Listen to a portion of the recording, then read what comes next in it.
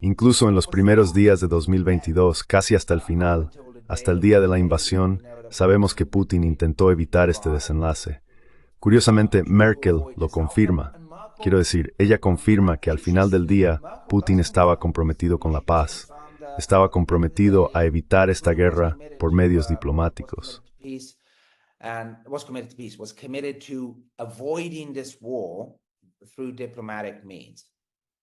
Es muy clara sobre esto.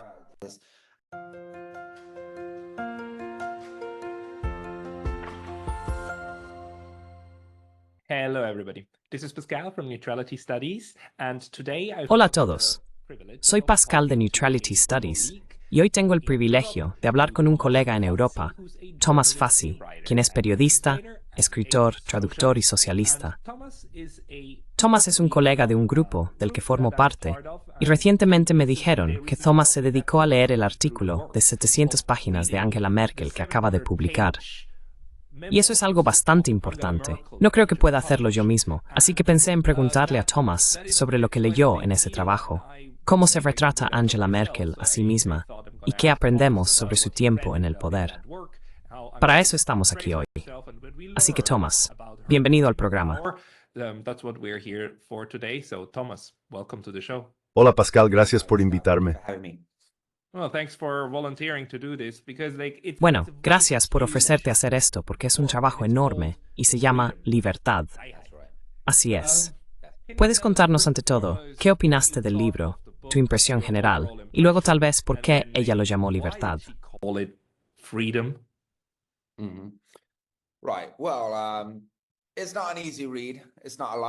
Correcto.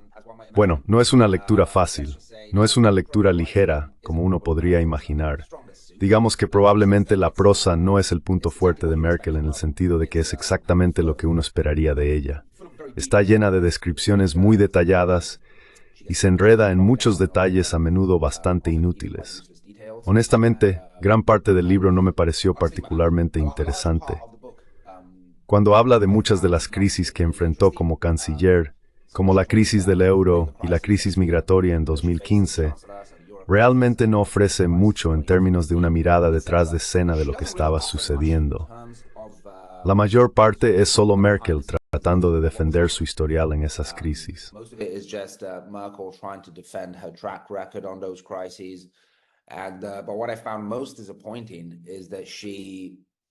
Pero lo que encontré más decepcionante es que ella defiende la mayoría de esas decisiones en términos, ya sabes, morales o idealistas, lo cual resulta un poco engañoso. Quiero decir, no estoy diciendo que no actuara de buena fe en la forma en que enfrentó esas crisis. Estoy dispuesto a darle el beneficio de la duda, pero al mismo tiempo, cuando estás leyendo las memorias de, posiblemente, la canciller alemana más poderosa en la historia europea, también quieres algo de perspectiva sobre el tipo de dinámicas estructurales más profundas, las dinámicas económicas, las dinámicas políticas que estaban ocurriendo detrás de escena y que tal vez la llevaron a tomar ciertas decisiones.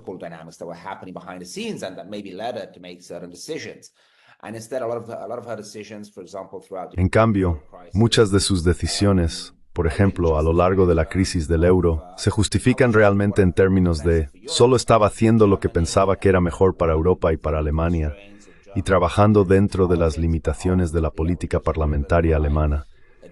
Pero en última instancia, solo me impulsaba el deseo de salvar a la gente y el bendito proyecto europeo. Y me alegra decir que al final tuvimos éxito. De manera similar en la crisis migratoria, todas sus decisiones se justifican por motivos puramente humanitarios. Así que tienes la sensación de que falta algo allí. Claramente, gestión de esas crisis fue sobre algo más que solo sus sentimientos y su deseo de hacer lo que consideraba mejor para estos pobres migrantes o para el proyecto europeo en su conjunto.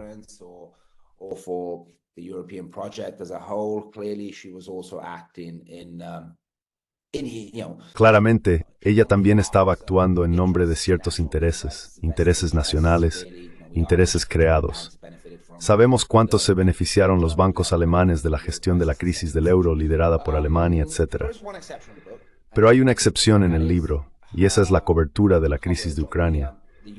Eso por otro lado me pareció muy interesante, Creo que no es una coincidencia.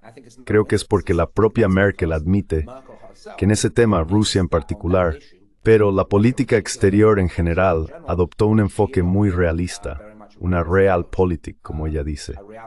Por eso esa parte del libro es realmente interesante y revela bastante sobre lo que realmente estaba sucediendo detrás de escena, porque no intenta endulzar sus políticas en términos morales o idealistas, como lo hacen casi todos los demás temas.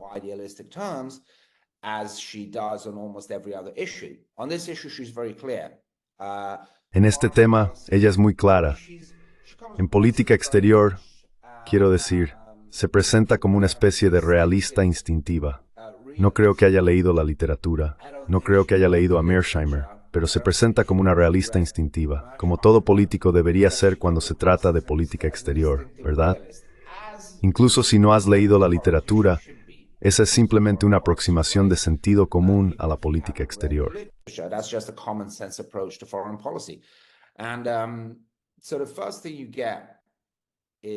Y lo primero que notas es cuánto, quiero decir, comparado con aquellos que han venido después de ella, leerla hablar sobre política exterior es como un soplo de razón, sentido común e inteligencia, realmente. Aunque te das cuenta de que no está diciendo nada particularmente genial, comparado con lo que tenemos ahora en Europa, su enfoque general hacia la política exterior se percibe como el de un adulto. Simplemente un adulto que está hablando sobre política exterior y Rusia y estos temas, comparado con lo que tenemos ahora que ni siquiera sabría cómo describir, psicológica y mentalmente dañado, a cargo de la política europea. Así que solo para darte un ejemplo, porque creo que es importante escuchar esto de su propia boca.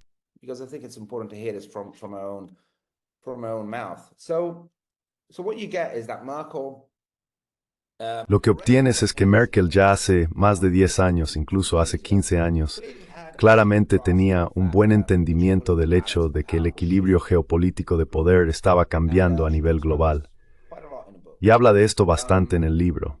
Ya dice cómo este equilibrio global de poder se estaba alejando de Occidente y hacia el, en ese momento realmente emergente, bloque BRICS.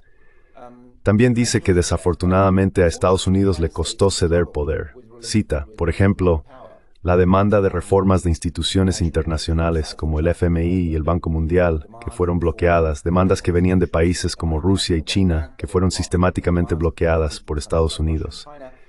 En el libro dice que lamentó eso porque favorecía un enfoque mucho menos moralista, un enfoque mucho menos hegemónico y un enfoque mucho más pragmático.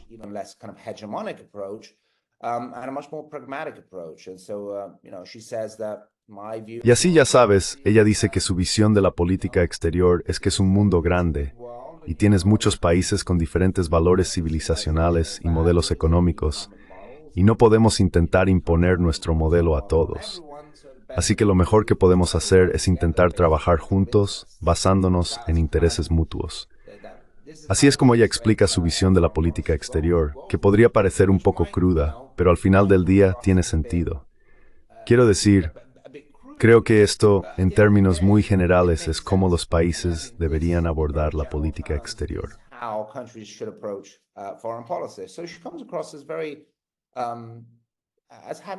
Entonces ella parece tener una comprensión muy saludable, creo, de cómo uno debería navegar la política exterior. Y pone el ejemplo de China. Habla bastante sobre China. Y por supuesto dice, sí, es un sistema opresivo y bla, bla, bla. Pero existe. Obviamente existe. Estamos hablando de una economía enorme, una civilización enorme. Por supuesto tenemos que relacionarnos con China. Así que su libro está lleno de este tipo de argumentos básicos de sentido común, que parecen increíblemente radicales en el contexto actual, aunque ella parece ser simplemente alguien que aún no ha caído presa de la locura que ha barrido Occidente hoy.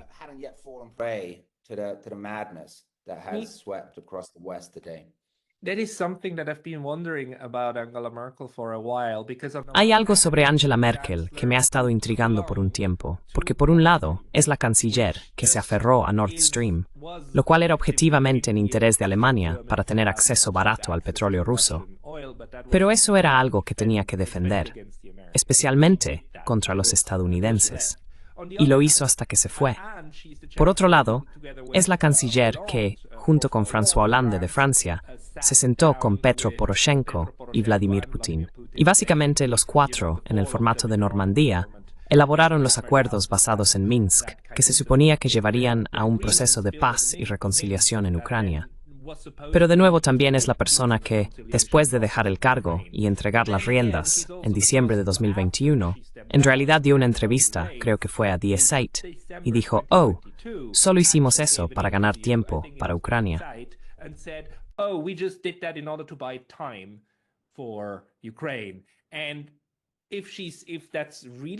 Y si eso es realmente lo que hizo, entonces, bueno, eso es como, quiero decir, puedo entender por qué los rusos sintieron que fueron apuñalados por la espalda.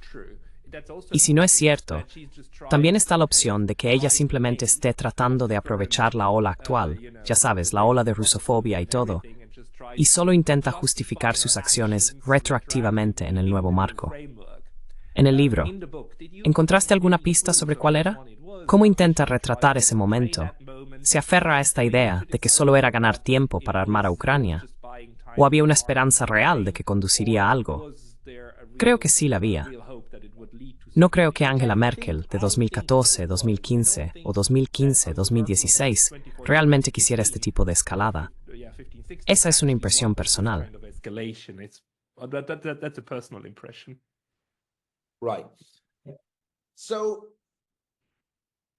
Correcto.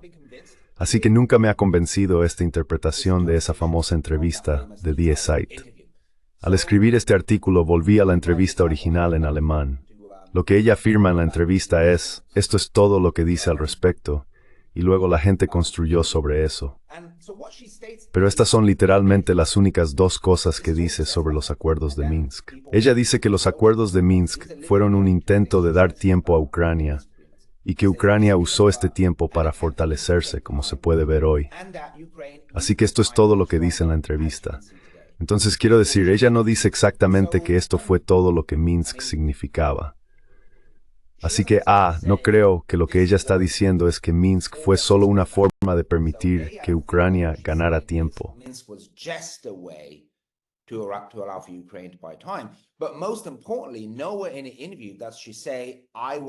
Pero lo más importante, en ninguna parte de la entrevista ella dice, yo estaba en este plan.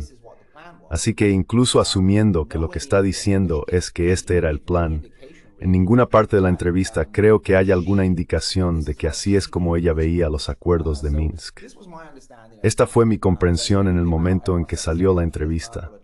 Todos empezaron a decir, oh, aquí está Merkel admitiendo que solo fue una gran estratagema para permitir que Ucrania se rearmara y luego buscar una especie de solución militar al conflicto. Para mí eso nunca tuvo mucho sentido.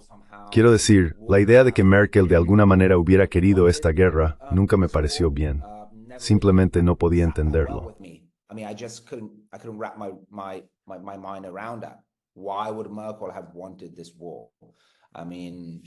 ¿Por qué querría Merkel esta guerra? Quiero decir, ella y Alemania literalmente no tenían nada que ganar con esta guerra, como se ha hecho evidente desde entonces. Y así la idea de que Merkel estaba en algún plan secreto para permitir que Ucrania ganara tiempo para luego librar una guerra total contra Rusia, o al menos, ya sabes, expulsar a Rusia del Donbass y potencialmente, no sé, incluso Crimea, nunca tuvo mucho sentido para mí. De hecho, ella habla mucho sobre los acuerdos de Minsk y todo el proceso de paz en el libro, y la sensación que obtienes al leer el libro, y honestamente la reconstrucción me parece bastante sincera, es que realmente intentó, creo, evitar la guerra.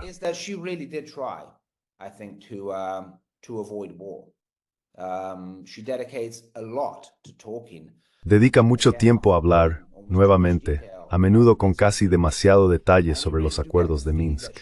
Y realmente da la sensación de que ella no lo veía en absoluto como una estratagema para simplemente permitir que Ucrania ganara tiempo.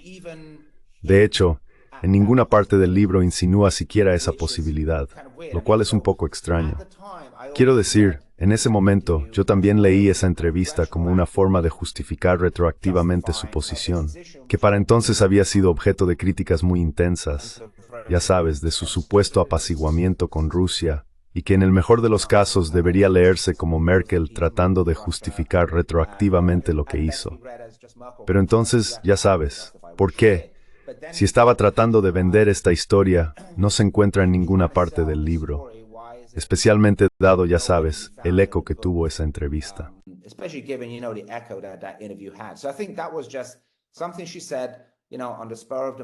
Así que creo que eso fue algo que dijo en un arrebato del momento. Pero luego, cuando se sentó a contar esta historia, claramente hace un gran esfuerzo para argumentar que realmente creía en los acuerdos de Minsk. Lo que dice y a menudo insinúa es que había fuerzas muy poderosas en los Estados Unidos, en Ucrania e incluso en Europa.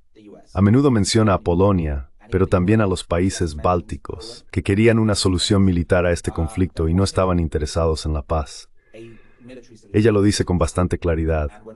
Explica cómo, desde muy temprano, la administración de Obama ya estaba presionando a otros países de la OTAN, básicamente diciendo, estos acuerdos no van a ninguna parte, así que creemos que tenemos que empezar a proporcionar al menos armas defensivas a Ucrania.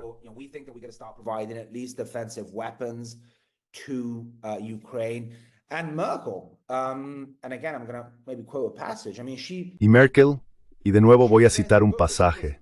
Quiero decir, ella explica en el libro que estaba fuertemente en contra de esta idea de enviar incluso solo armas defensivas, porque entendía que cualquier, y estoy citando del libro, cualquier entrega de armas fortalecería a las fuerzas dentro del gobierno ucraniano que solo esperaban una solución militar, incluso si eso no ofrecía ninguna perspectiva de éxito.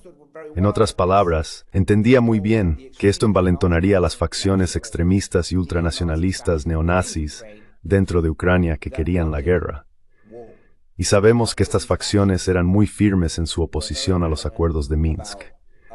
Y por supuesto, también se puede inferir del libro que Merkel está diciendo que estas fuerzas también se alinearon con los intereses de Estados Unidos en muchos aspectos.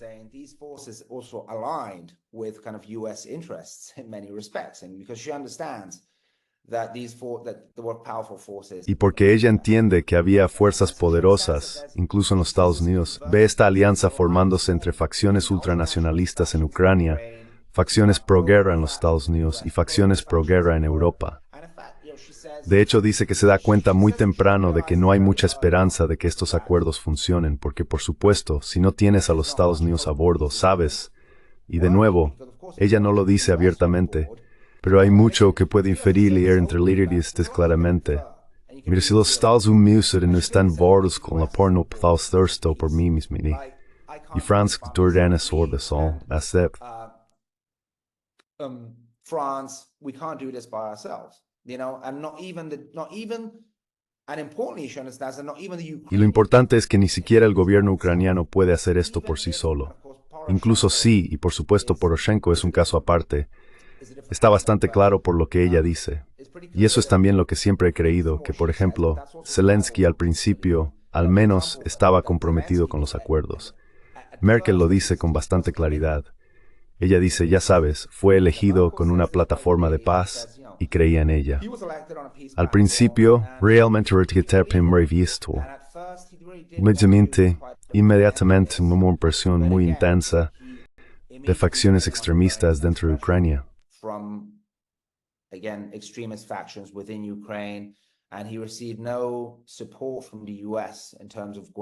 Y no recibió apoyo de Estados Unidos en términos de avanzar con los acuerdos.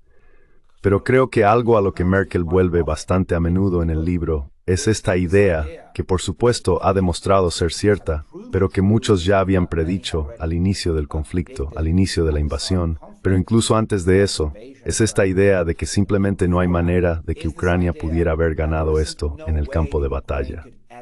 Así que quiero decir nuevamente, Merkel les demuestra tener un buen entendimiento también de la estrategia militar básica de alguna manera.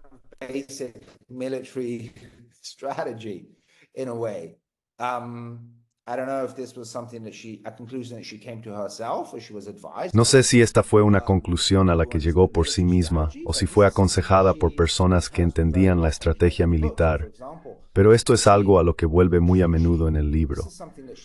Por ejemplo, dice que esto es algo que le dijo al primer gobierno posterior al golpe de 2014. Enfatizó el hecho de que una resolución no sería posible sin diálogo y diplomacia. Enfatizó, y cito, que esto no significaba que Ucrania no debiera defenderse, pero en última instancia se deben encontrar soluciones diplomáticas, porque incluso podría llegar a decir, no habrá una solución militar.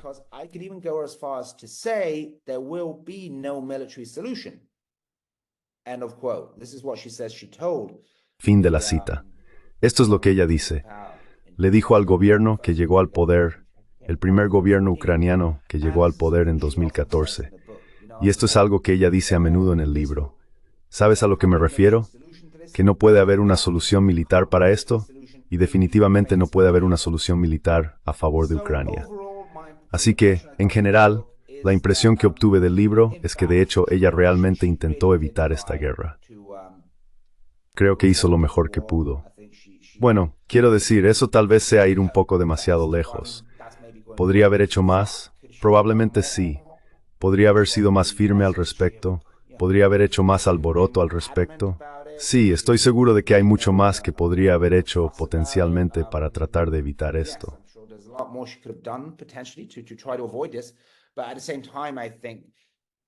Pero al mismo tiempo creo, ya sabes, especialmente a la luz de lo que sucedió después, esto no es algo que Alemania podría haber detenido por sí sola. Quiero decir, creo, y no hablo como fan de Merkel, pero creo que está bastante claro que, ya sabes, incluso asumiendo que ella estaba completamente de buena fe y quería evitar esta guerra, e incluso asumiendo que hizo todo lo que pudo, ya sabes, creo que está bastante claro que no podría haber detenido esta guerra por sí sola. Especialmente, repito, si Estados Unidos tenía otros planes. Y nuevamente, cuando se trata de los otros planes, ella también dice bastante, especialmente cuando habla sobre Nord Stream. Hay algunos pasajes interesantes sobre Nord Stream en el libro. There's some interesting passages about Nord Stream in the book. So obviously she defends Nord Stream on very basic kind of, economic. Obviamente ella defiende Nord Stream por razones económicas muy básicas. Pero no solo eso. Nuevamente regreso al enfoque general de Merkel hacia Rusia, que era, y voy a citarla porque lo encontré particularmente interesante, un punto donde dice que muchos países de Europa Central y del Este parecen desear que su vecino gigantesco simplemente desaparezca del mapa, simplemente deje de existir. Pero por supuesto, Merkel entendía que Rusia, vuelvo a citar, existía y estaba armada hasta los dientes con armas nucleares. No había forma de desear que desapareciera geopolíticamente y todavía no la hay. A uno podría no gustarle Putin, pero eso no hacía que Rusia desapareciera del mapa. Fin de la cita.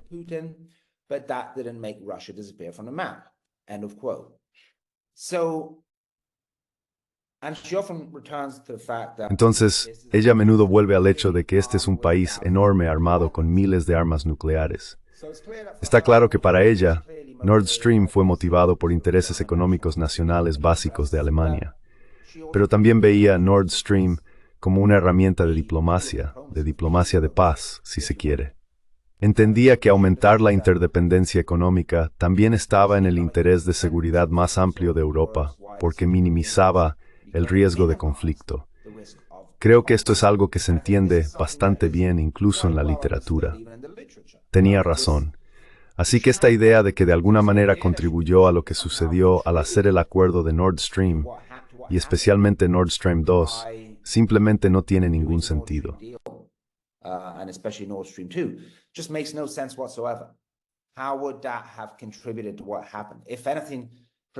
¿Cómo habría contribuido eso a lo que sucedió? Si acaso, claramente a través de Nord Stream, no solo Alemania sino también Rusia tenían menos interés en ir a la guerra con Europa. Para mí esto es bastante claro y sabemos que Rusia hizo grandes esfuerzos para evitar esta guerra. Otro punto interesante, Merkel lo confirma en un libro. Merkel confirma en más de una ocasión en un libro que Putin estaba comprometido con los acuerdos de Minsk. Así que ya sabes, ella dice sí, cada vez que nos reuníamos, Putin comenzaba a despotricar sobre la OTAN y esto y aquello y simplemente lo dejábamos hablar porque eso es, ya sabes lo que él hace. Ese es su estilo.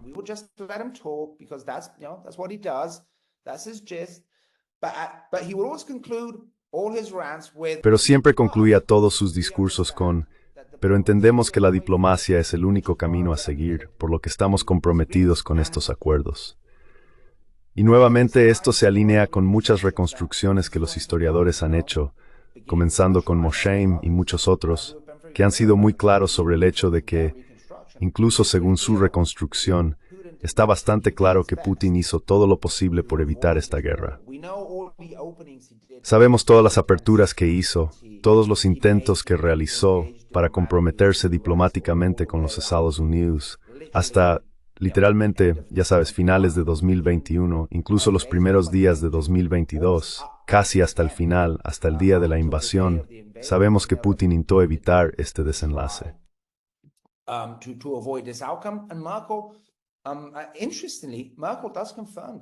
Y Merkel, curiosamente, sí confirma esto. Quiero decir, ella confirma que, mira, al final del día, Putin estaba comprometido con la paz y estaba comprometido a evitar esta guerra por medios diplomáticos. Ella es muy clara sobre esto, y una especie de historia detrás de escena, y perdón, luego me callo, que ella cuenta, de la cual no sabía, y he leído mucho sobre este conflicto, pero no sabía que en cuándo es exactamente. Ella dice que básicamente, estos son los últimos meses de su Cancillería, así que a mediados de 2021, ella dice que propuso una reunión del Consejo Europeo con Putin. Así que creo que de esto estamos hablando, a mediados de 2021.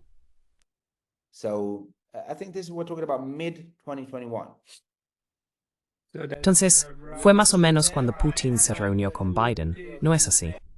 Fue el break de 2021 en Ginebra. It's around the time when Putin met with Biden, isn't it? Like that was summer 2021 in Geneva.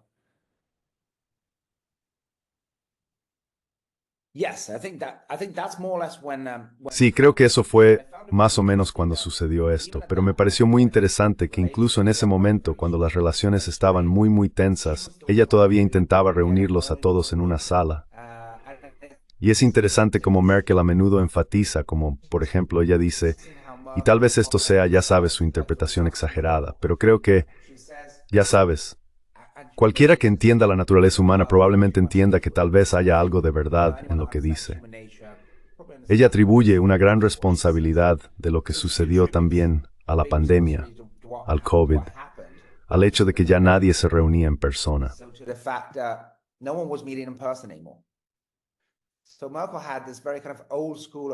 Entonces, Merkel tenía este enfoque muy a la antigua para la diplomacia y las relaciones internacionales, que consiste en sentarse alrededor de una mesa y resolver las cosas durante toda la noche.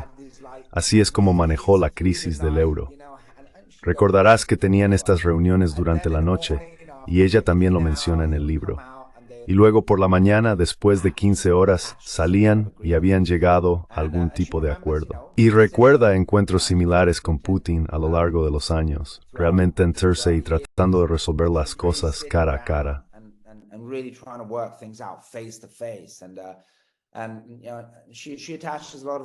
Y ella le da mucha importancia a este tipo de diplomacia cara a cara de la vieja escuela. Y así ella dice que, ya sabes, casi literalmente dice que el COVID fue como el clavo en el ataúd de los acuerdos de Minsk. Y eso diría yo, probablemente es leer demasiado en ello. Pero aún así, creo que ofrece una visión interesante de su enfoque hacia la diplomacia, y claramente diría yo, un enfoque saludable en términos generales. Du mig think es comparas jag pues when bör teori plusiat, ser. Es que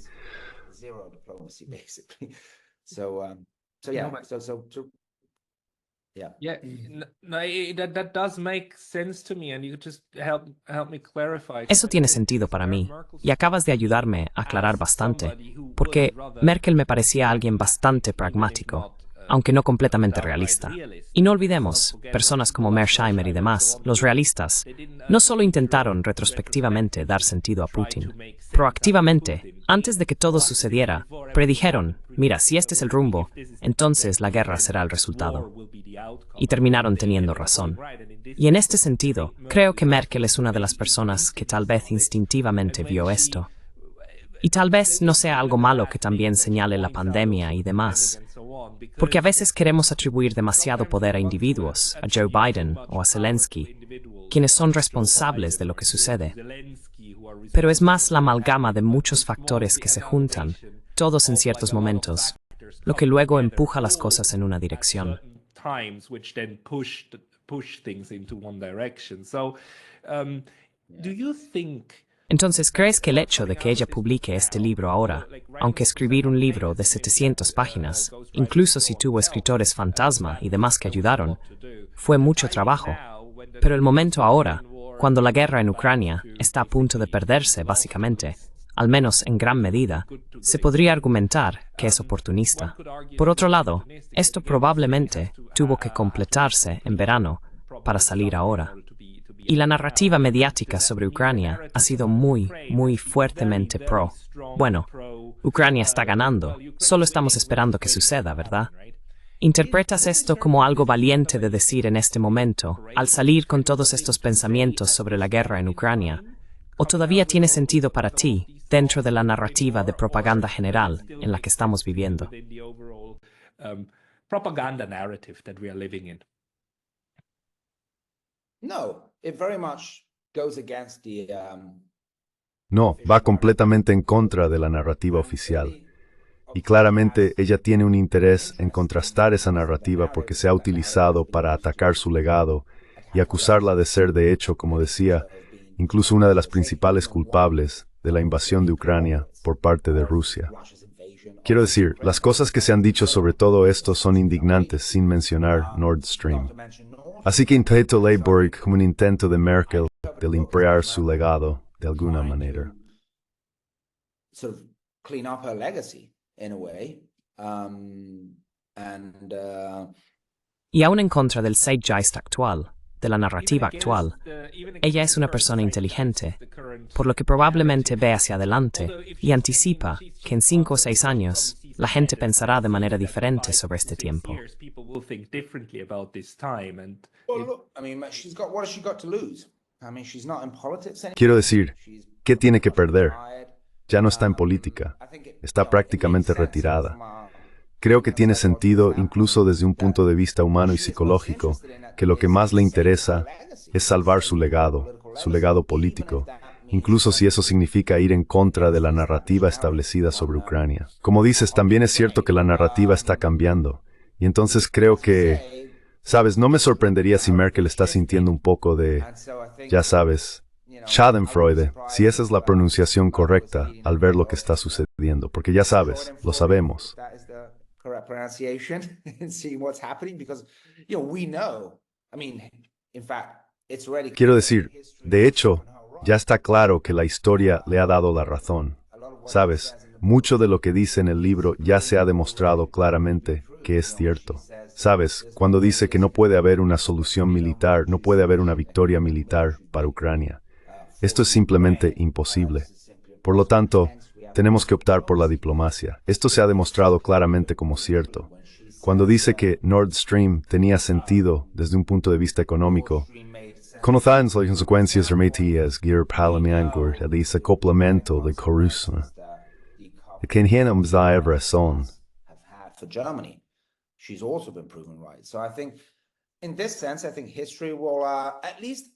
Así que creo que en este sentido la historia, al menos en lo que respecta a la política hacia Rusia, verá a Merkel con bastante benevolencia. Y creo que su legado será que serán los halcones de guerra quienes pasarán a la historia, suponiendo que haya un futuro con futuros historiadores, como los que nos llevaron a una tragedia absoluta. Y creo que Merkel será vista como alguien que intentó evitar este resultado desastroso, no solo por razones económicas evidentes, sino también porque entendía, y nuevamente lo dice en el libro, que un conflicto Europa-Rusia o OTAN-Rusia es pura locura. A Europe-Russia or NATO-Russia conflict is pure madness.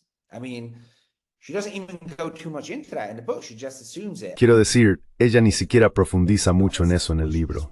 Simplemente lo asume como sentido común básico, que era la comprensión de sentido común de esto hasta hace no mucho tiempo. Y así Merkel es como, a veces casi parece desconcertada por lo que está sucediendo. Quiero decir, a menudo vuelve al hecho de que este es un vecino masivo sentado justo al lado de nosotros, armado hasta los dientes con armas nucleares. ¿Por qué alguien pensaría siquiera que tiene remotamente algún sentido querer ir a la guerra con Rusia? Quiero decir, a veces casi parece ingenua en este aspecto. Y dice que ella no, ya sabes, esto no es un cálculo estratégico que hace. Es solo una especie de visión básica y de sentido común. Basic, commonsensical view. And I think if one wants to... Y creo que, si uno quiere encontrar un punto débil en la reconstrucción de Merkel de lo que sucedió, es su enfoque hacia Ucrania antes de 2014. Creo que esto fue probablemente más un fracaso de pensamiento estratégico por parte de Merkel. Ella admite que jugó un papel importante en intentar atraer a Ucrania hacia la órbita de la UE. Admite que desempeñó un gran papel en presionar para que Yanukovych firmara el acuerdo de asociación UE-Ucrania. No se obtiene ninguna pista en el libro de que ella entendiera cuánto contribuyó esto a lo que sucedió después, a cuánto intentar forzar a Ucrania a tomar una decisión geopolítica e incluso civilizacional binaria entre Occidente y Rusia terminaría dividiendo y fracturando el país, que por supuesto es exactamente lo que sucedió.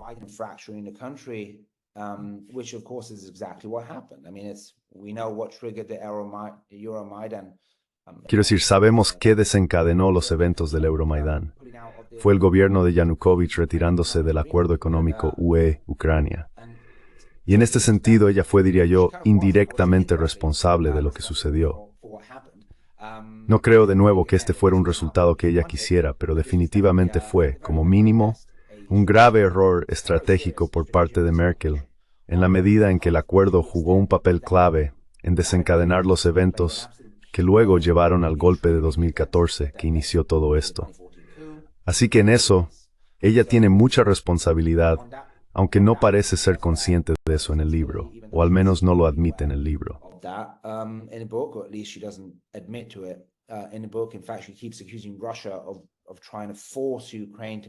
De hecho, ella sigue acusando a Rusia de intentar forzar a Ucrania a tomar una decisión binaria, cuando en realidad fue todo lo contrario. ¿Sabes? Creo que Rusia entendía que también era consciente de las consecuencias de intentar forzar a Ucrania a tomar esta decisión binaria. Y de hecho creo que estaban buscando una triangulación entre, ya sabes, Ucrania, la UE y la propia Rusia. Fue mucho más la Unión Europea la que presentaba esto como una elección de suma cero para Ucrania. Esa siempre ha sido mi comprensión, al menos. Y en este sentido, ya sabes, Merkel contribuyó a lo que sucedió después. Pero dicho esto, una vez que el tren estaba en marcha, creo que hizo lo mejor que pudo para evitar el peor resultado posible, pero claramente falló.